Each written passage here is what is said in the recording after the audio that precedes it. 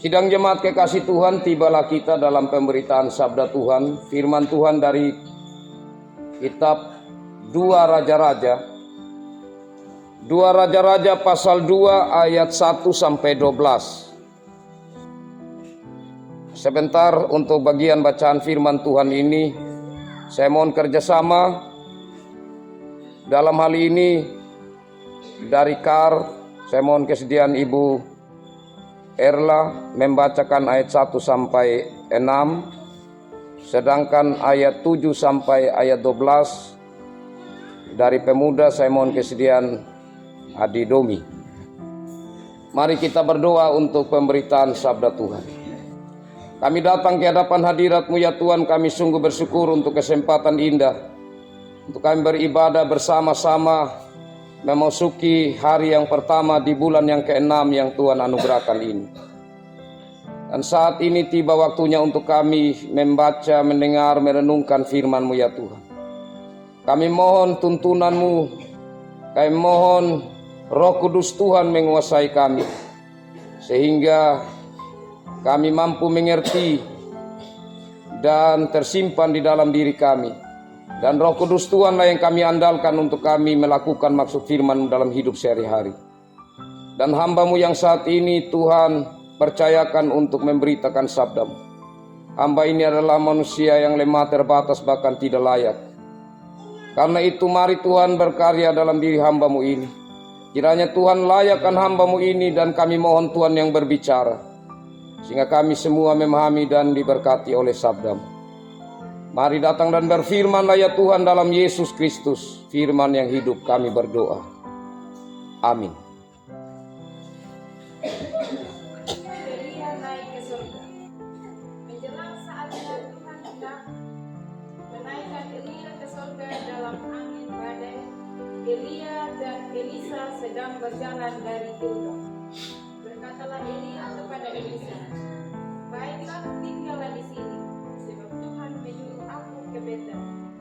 Tapi Elisa menjawab, "Demi Tuhan yang hidup dan demi hidupmu sendiri, sesungguhnya aku tidak akan meninggalkan engkau."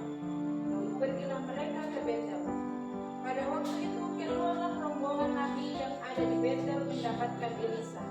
Lalu berkatalah mereka kepadanya, "Sudahkah engkau tahu bahwa pada hari ini Tuanmu akan diambil daripadamu oleh Tuhan dan angkat ke surga?" Jawabnya, "Aku juga tahu." Diamlah. Berkatalah Elia kepadanya, "Hai Elisa, baiklah tinggal di sini, sebab Tuhan menyuruh aku ke Yeriko." Tapi jawabnya, "Demi Tuhan yang hidup dan demi hidupmu sendiri, sesungguhnya aku tidak akan meninggalkan engkau." Sampailah mereka di Yeriko. Begitu mendekatlah rombongan nabi yang ada di Yeriko kepada Elisa serta berkata kepadanya, "Sudahkah engkau tahu bahwa hari ini Tuanmu akan diambil daripadamu oleh Tuhan terangkat ke surga?" Jawabnya, "Aku juga tahu." Diamlah. Berkatalah Elia kepadanya, "Baiklah, tinggallah di sini, sebab Tuhan menyuruh aku ke sungai Yordan." Jawabnya, "Demi Tuhan yang hidup dan demi hidupmu sendiri, sesungguhnya aku tidak akan meninggalkan engkau." Lalu berjalanlah keduanya.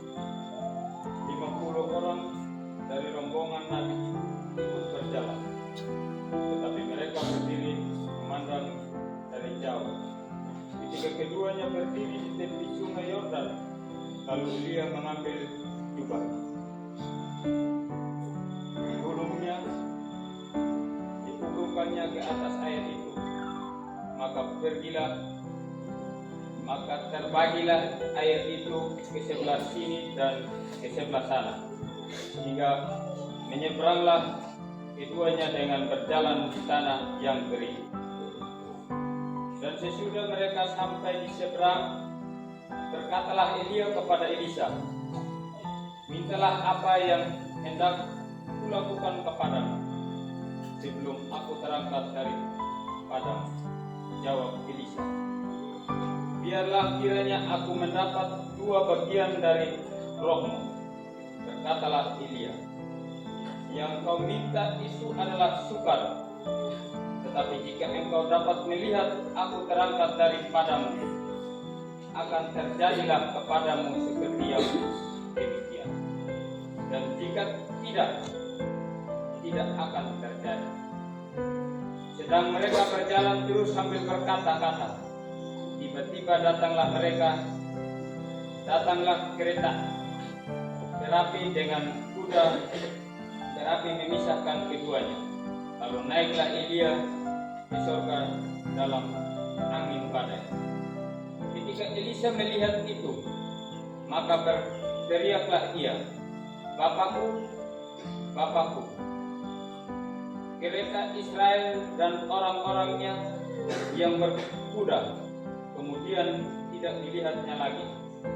Lalu direngutkannya pakaiannya dan dikoyakkannya menjadi 2 koyakan. Baik, terima kasih Ibu Erni dan Adomi yang sudah membacakan bagi kita bagian firman Tuhan yang menjadi bahan perenungan kita kali ini. Berbahagialah setiap orang dan kiranya itu juga saya dan Bapak Mama Saudari, karena kita selalu rindu firman Tuhan dalam hidup kita dan memelihara firman itu dalam hidup sehari-hari. Shalom. Kekasih-kekasih Tuhan, kalau kita perhatikan di bagian ayat 1 di pasal 2 bacaan tadi, dimulai dengan kalimat menjelang saatnya Tuhan hendak menaikkan Elia ke sorga. Ini berbicara tentang waktu Tuhan yang ditentukan oleh Tuhan sendiri, yang tidak bisa untuk dihalangi oleh manusia. Itu kalau dalam istilah yang kalau Bapak Mama pernah dengar, saudara-saudara pernah dengar, itu kairos. Itu jamnya Tuhan. Sedangkan kronos itu jam yang Tuhan berikan kepada manusia setiap hari. Mulai dari jam, kalau kita hitung ya jam 6 pagi ya sampai kemudian jam 6 pagi lagi. 1 kali 24 jam. Itu jam-jam yang berhubungan dengan rutinitas hari yang diberikan oleh Tuhan, itu kronos. Tapi kalau kairos itu Tuhan tentukan. Nanti saya dan saudara ini ke depan mau jadi apa, sesuai dengan rancangan Tuhan, sesuai dengan maksud Tuhan, itu tidak dapat kita mau melawannya. Nah, ini sudah ditentukan oleh Tuhan kapan Elia itu akan terangkat ke sorga. Bahkan Elia yang dipilih Tuhan. Selain siapa Bapak Mama dalam Alkitab, hanya 2 orang ini yang terangkat ke sorga. Siapa salah satu? Pintar. Salah satunya adalah Henok. Jadi hanya 2 orang yang terangkat ke sorga. Satu Henok, satu ini yang namanya Elia. Itu waktu yang ditentukan oleh Tuhan sendiri.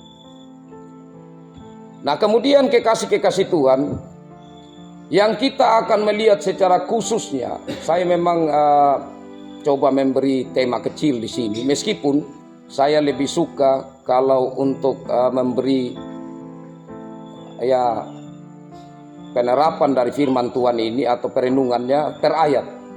Tapi untuk supaya kita lebih terarah, saya coba kasih tema tentang menerima dan melakukan tanggung jawab dengan setia.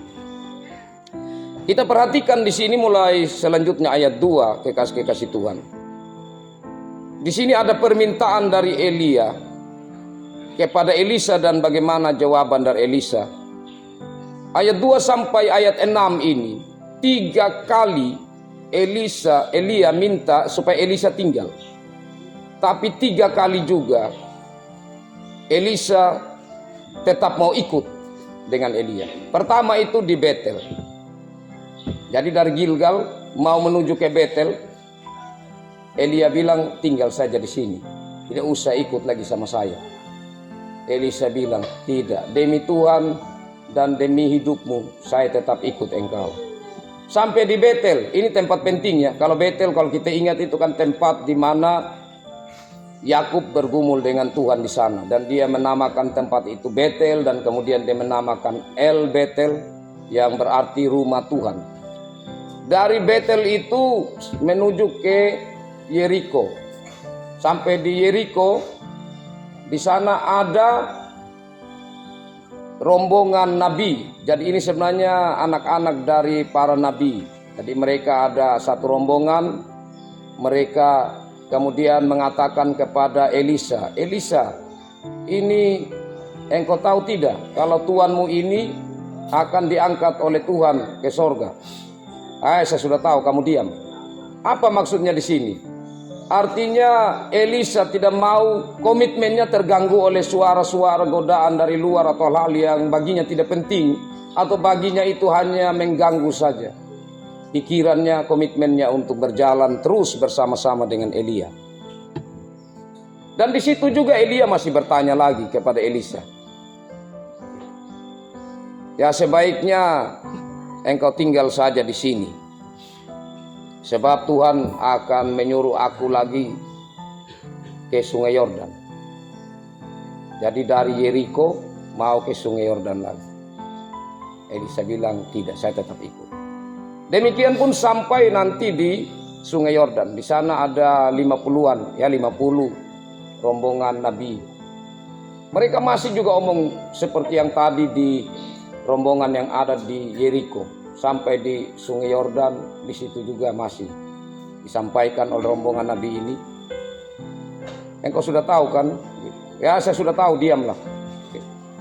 Jadi sama sekali Elisa ini sudah berpikir bahwa hal mengikuti Elia sampai kepada perpisahan yang terakhir itu tidak dapat diganggu gugat, itu sudah menjadi komitmen dirinya. Nah, selanjutnya di Sungai Yordan itu kita ingat ada peristiwa pentingnya, bahwa di Sungai Yordan itu pernah juga Yosua membelah Sungai Yordan itu, seperti Musa yang membelah Laut Merah. Jadi Musa membelah Laut Merah, Yosua pernah membelah Sungai Yordan. Dan di Sungai Yordan ini kembali terjadi hal yang luar biasa, karena Elia dengan menggunakan bajunya, jubahnya, dia membelah Sungai Yordan itu.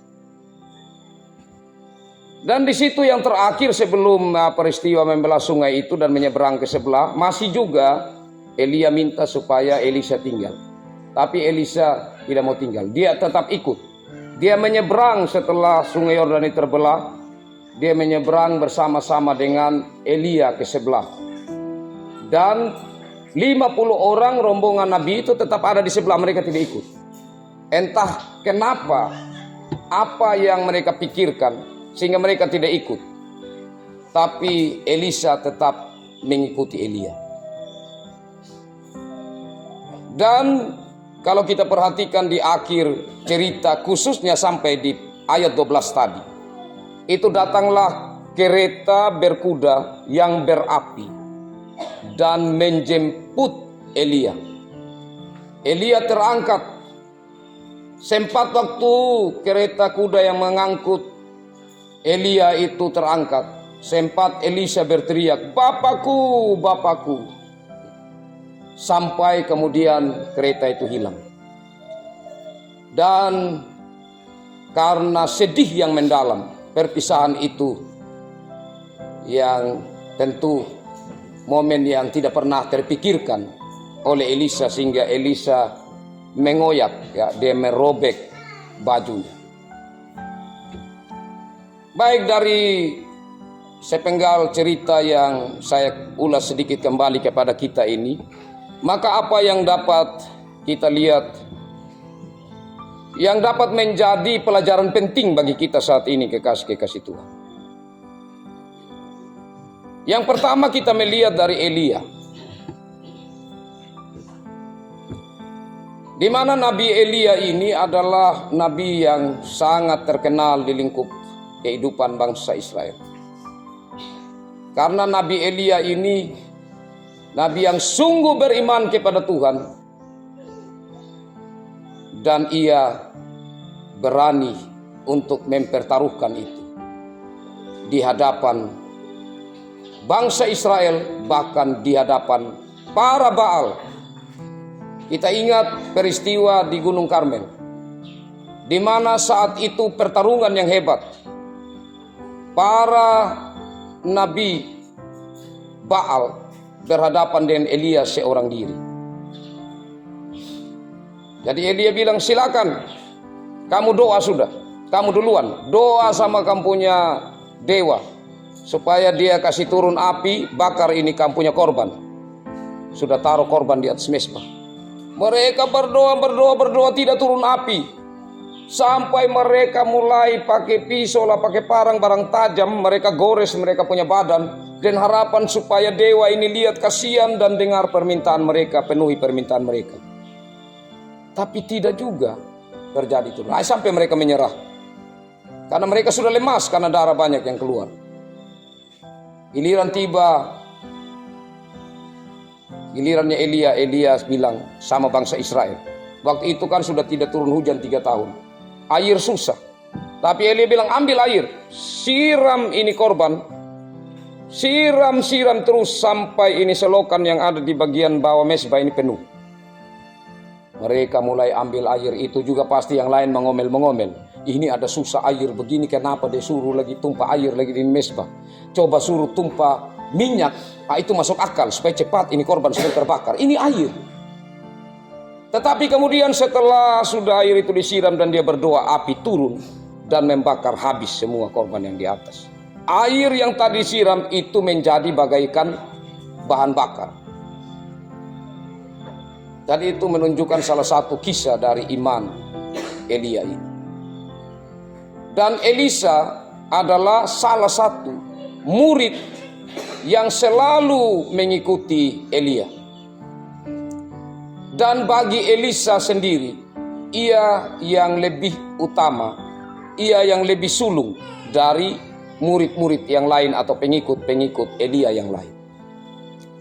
Buktinya, kekasih-kekasih Tuhan, karena dalam permintaan dari Elisa, saat Elia bilang, engkau mau minta apa sama saya? Yang dia minta itu, kasih 2 rohmu kepada saya. Berbicara tentang 2 itu, sebuah warisan, permintaan, itu menjadi satu hal tradisi dalam bangsa Israel. Kalau anak yang sulung, itu dia akan mendapatkan warisan 2 kali lipat atau 2 bagian dibanding dengan adik-adik saudara-saudara yang lain. Jadi sini menunjukkan bahwa komitmen dari Elisa ini, bahwa ia mau supaya mendapatkan hak utama itu, hak kesulungan itu. Tapi ini sebagai anak sulung rohani. Dan menariknya di sini, kekasih-kekasih Tuhan, yang dia minta ya di ayat 9 itu ya, bagian akhir. Biarlah kiranya aku mendapat 2 bagian dari rohmu. Padahal kalau kita lihat di ayat 9 itu, apa kata Elia? Mintalah apa yang hendak kulakukan kepadamu sebelum aku terangkat daripadamu. Jadi ini kalau saya begitu, seandainya waktu itu ada, pasti macam-macam sudah saya pikir. Ini diminta ini, mungkin kalau waktu itu saya pikir, wah ini saya butuh kekayaan, pasti saya minta itu kekayaan. Karena Elia ini adalah seorang yang sungguh dipakai Tuhan dan diberi kuasa besar oleh Tuhan. Kalau saya kekurangan hikmat, mungkin waktu saya minta hikmat. Tapi yang dia minta ini adalah kuasa. Ya, roh nafas ini berhubungan dengan kuasa. Kuasa yang Tuhan berikan kepada Elia, itu dia minta. Tapi yang dia minta ini 2 bagian memang. Jadi seperti ada bonusnya begitu. Apakah ini satu optimis pribadi yang muncul dari Elisa? Meskipun bukan minta kekayaan dan lain sebagainya, tapi dia sampai minta 2 bagian. Tentu bukan optimis pribadi. Karena selama dia mengikuti Elia, dia sudah melihat bahkan Elia sengsara, menderita, meskipun Tuhan memberi kepadanya kuasa yang besar. Karena kuasa yang Tuhan berikan kepada Elia yang direnungkan oleh Elisa, itu kuasa untuk orang banyak, dipakai untuk kepentingan bangsa Israel, bukan kepentingan pribadinya. Dan apa yang dilakukan dengan kuasa yang Tuhan berikan itu untuk supaya nama Tuhan dimuliakan. Seperti saat Elia minta supaya api dari Tuhan datang dan membakar korban bakaran, itu supaya Tuhan Allah Israel itu dimuliakan, diakui oleh orang lain, bangsa Israel sendiri, termasuk juga para nabi-nabi Baal itu mengakui bahwa Allah mereka, dewa mereka mati.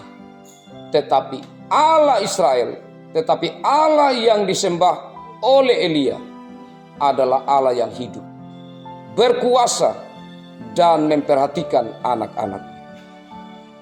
Nah, disinilah yang direnungkan oleh Elisa, sehingga dia minta 2 bagian, bukan untuk kepentingan dirinya, tetapi untuk kepentingan yang banyak. Dari bagian ini apa yang dapat kita ambil, kekasih-kekasih Tuhan? Pertama, apa yang kita sering minta kepada Tuhan? Dan yang kita minta itu, apakah untuk kepentingan diri kita sendiri atau untuk kepentingan orang lain? Apakah kita minta kepada Tuhan untuk kebutuhan pelayanan? Itu juga salah satu bagian perenungan kita. Tuhan, saya mohon Tuhan berikan kepada saya kemampuan untuk mengerti firman-Mu di saat saya baca, saya renungkan, sehingga saya menjadi saksi-Mu. Tuhan, berikan saya kekuatan kuasa untuk supaya saya mampu menarik orang banyak dekat kepada Tuhan. Itu berhubungan dengan pelayanan. Ada banyak hal yang kita minta dalam hidup ini. Kiranya lewat permintaan dari Elisa ini menjadi pembelajaran penting bagi kita. Yang berikut, kekasih-kekasih Tuhan, kita juga melihat di bagian sebelumnya tentang komitmen dari Elisa ini. Berjalan bersama-sama dengan gurunya sampai akhir. Tidak di tengah jalan dia stop. Komitmennya berjalan sampai akhir. Nah, ini penting untuk kita renungkan. Karena berhubungan dengan komitmen ini bisa kita hubungkan dalam banyak segi hidup, Bapak Mama. Komitmen orang contohnya dalam berpacaran. Komitmen orang yang sudah berumah tangga, suami istri. Komitmen orang yang menjalankan pendidikannya. Komitmen orang yang menjalankan pekerjaannya. Komitmen orang yang menjalankan pelayanannya. Apakah dia komitmen berjalan sampai ke akhir? Tidak gampang. Kita masuk di dalam bulan Juni ini, bulan di mana kita merenungkan, kita sementara berjuang dan berjuang untuk tanggal 29 Juni itu kita mandiri. Jadi tanggal 29 Juni nanti ini kita 15 tahun sudah, Bapak. Komitmen yang tidak mudah. Apakah jemaat Pemada yang sudah berjuang sampai kepada palu diketuk, sampai kepada tangan-tangan para pelayan-pelayan Tuhan, pendeta-pendeta terangkat untuk memberkati. Sampai pada titik itu ada rasa haru, ada rasa bangga, ada satu komitmen diri yang dibangun. sampai pada hari ini, memasuki bulan Juni untuk merayakan 15 tahun Jemaat Pemada berdiri. Apakah kita terus masih setia berjalan bersama-sama dalam satu tubuh Kristus? Kalau ada yang lemah, bagaimana tindakan kita untuk kita bersama-sama menguatkan, mendoakan untuk supaya kita tetap komitmen berjalan bersama-sama? Atau ada yang kemudian hanya menonton dari seberang, tidak terus berjalan bersama-sama, seperti 50 rombongan Nabi yang berada di seberang Sungai Yordan saja, tidak mau ikut terus berjalan bersama-sama dengan seorang Nabi besar, yaitu Elia. Elisa membangun komitmen itu 3 kali.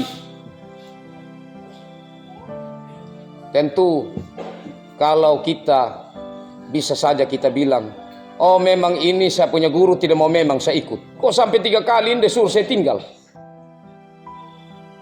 Entah itu Elia sedang mencobai Elisa, kita tidak mendapatkan informasi jelas di situ. Tapi bisa saja Elia berpikir bahwa kasihan, dia ini berjalan terus bersama-sama dengan saya, biar sudah dia capek, mungkin biar dia tinggal di sini. Mungkin pikiran seperti itu kita juga tidak terlalu tahu. Tetapi yang pasti di sini bahwa 3 kali Elia minta supaya Elisa tinggal. Tetapi Elisa tetap komitmen untuk terus berjalan bersama-sama. Meskipun tentu perjalanan panjang itu pastilah ada tantangan, capai atau tantangan lain, termasuk suara-suara yang disampaikan oleh rombongan Nabi kepada Elisa. Tapi komitmen itu tidak pudar. Dia terus mau berjalan bersama.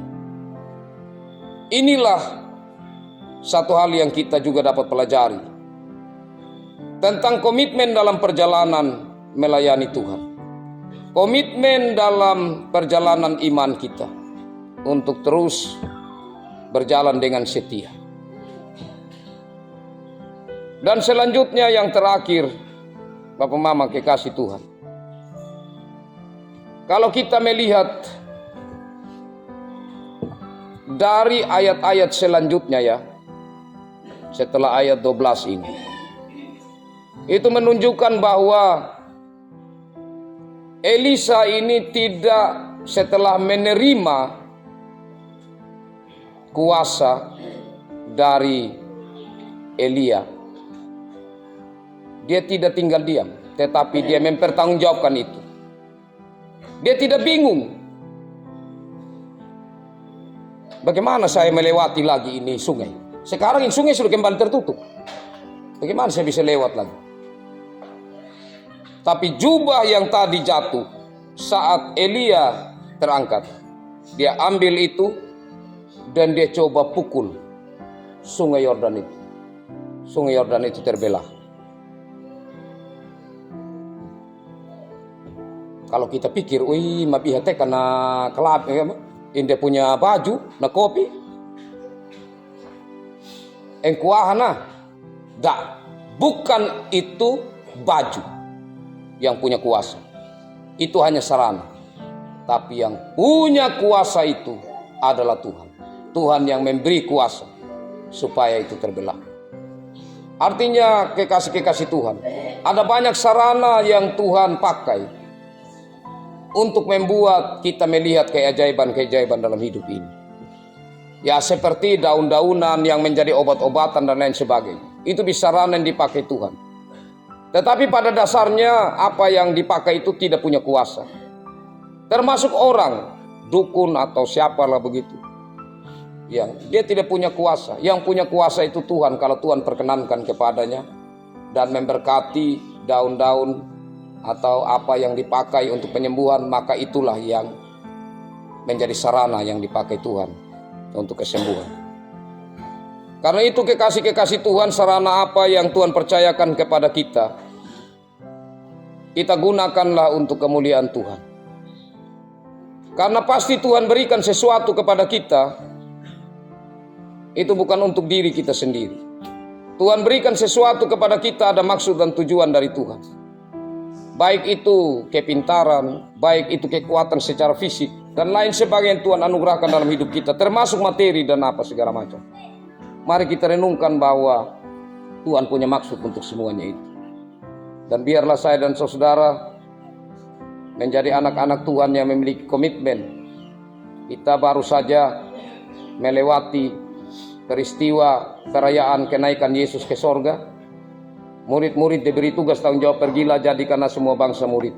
Lewat firman Tuhan hari ini kita diajak seperti Elisa yang telah menerima kuasa Tuhan lewat Elia dan kemudian menjalankan.